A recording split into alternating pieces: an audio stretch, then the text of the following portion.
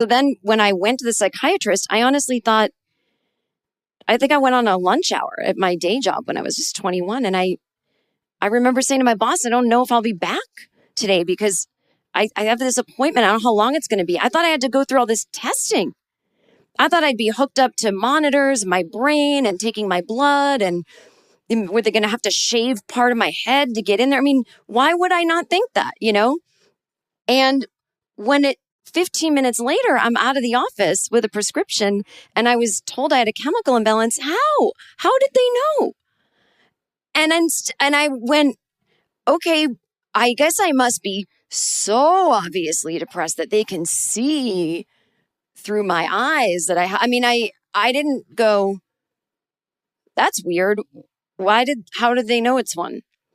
And the chemical imbalance theory, which is now the chemical imbalance myth, has been disproven. It's been debunked. And so there are some things to keep in mind. And I know this gets so confusing, which is why this is great to talk about. And I knew none of this, by the way, none of it. I mean, one reason I went along with so much for 30 years was that I believed in the chemical imbalance theory. The media reported it. Celebrities talked about it. My therapist told me that was true. My doctors mentioned it. I mean, why wouldn't we believe it?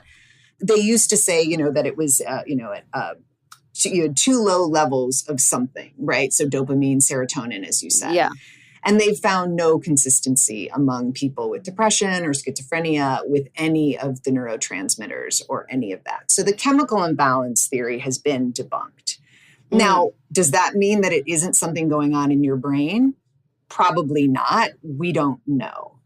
And so what has happened, Thomas Insel, I just interviewed him. So that's why I keep referring to him. I had that honor. So I'm like starstruck. Some people, it's the Kardashians. I love that. For me, it's like the former head of the NIMH. But his new book is really great. And he's thinking of it as a researcher. And researchers are now trying to think of it more as a circuit board, like a computer circuit board. That's the metaphor they're using now.